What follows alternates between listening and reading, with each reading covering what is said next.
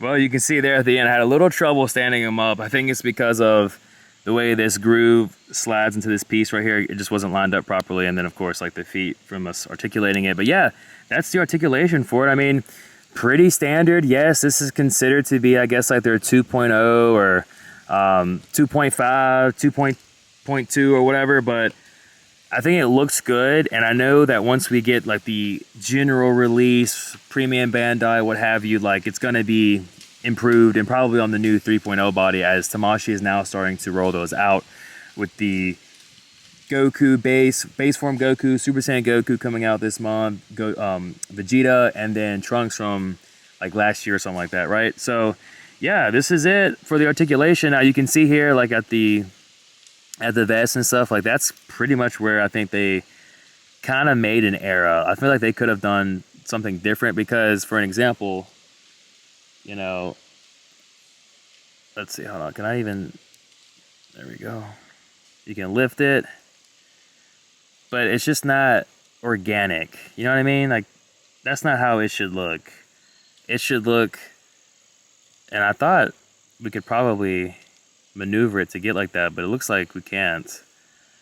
So I don't know what they could have done differently. Maybe had the joints like up here and then put on the pads, or just had, they could have had the this piece right here attached right here, and that would have been better for the croissant to make it easier.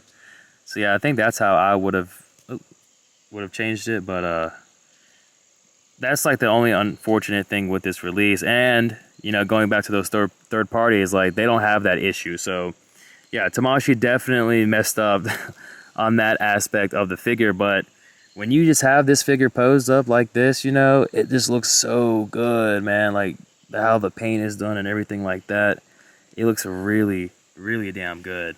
With that out of the way, let's go ahead and take a look at the pairs of hands and extra faceplates. Okay, here we have our nice pissed and stoic expression for Gogeta. Close fist for the pairs of hands.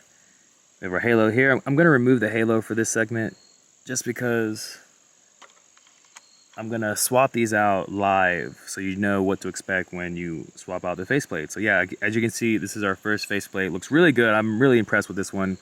And then to remove it, you just come over here and there it goes. You can take it off like that. Now let's do this faceplate here.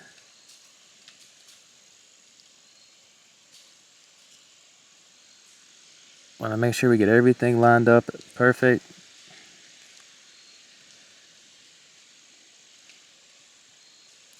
Okay, so it seems like maybe... Oh, okay, there we go. Not sure if it's flush on there, but it still looks good. You can see it on the side. See, it's not really flush.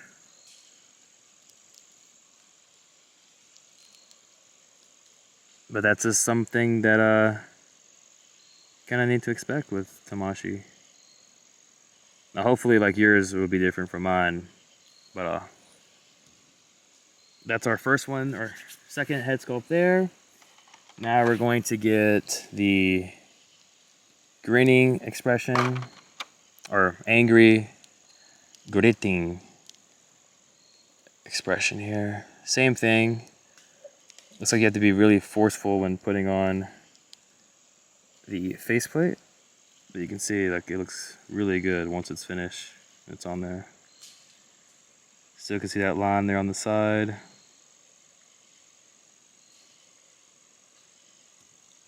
Okay. And then for our last faceplate expression, it's gonna be him smiling because he just beat Janemba and saved the day. Everyone is now back in hell.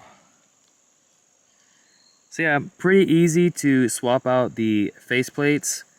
For the pairs of hands, we're gonna do like one swap out for the pairs or sets of hands, and then I'm just gonna show you all of them bunched together. Again, we have our closed fist here. You can see.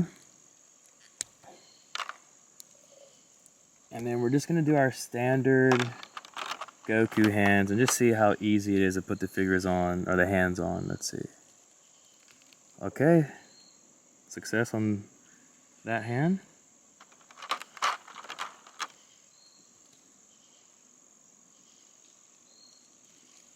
Looked pretty good on that one too.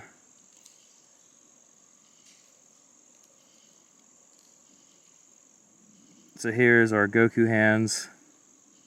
And they were easy to put on, so I would expect the rest are also going to be put on. Let's go ahead and take a look at all of them together. You can see we've got our Goku hands, we've got our blast hands, our open hands, and then the closed fist. Lastly, we have our Soul Punisher effect hand as well. Well, I wish I was an effect, but it's just a hand by itself. And then that is going to cover it for the accessories, faceplates, articulation, everything. Now, let's get into the final conclusion for this review. In the end, this first ever New York Comic-Con Dragon Ball Z SH Figuarts exclusive, for me, is definitely worth the pickup. Coming in at $80 with free shipping and handling if you got it from Premium Bandai. I think it was like $87 in person with tax and things like that. Great release, honestly. Like, am I disappointed? Was I let down? Yes. Do I enjoy the release? So I think it's going to be, you know, worth having in your collection. Absolutely. Very much so. A historical piece is that, you know, it's the first ever Dragon Ball Z exclusive at the New York Comic-Con, which is a big deal in my opinion. So I do recommend you this figure 100%. Are there issues with this figure? Yes. Does it have its flaws? Yes. Does it have things about it that stand out and makes it very unique? Absolutely. The paint application and much more with this release. Ultimately, as everything falls apart, I do approve getting this figure. So thank you all for watching, and we'll see you next time. Peace.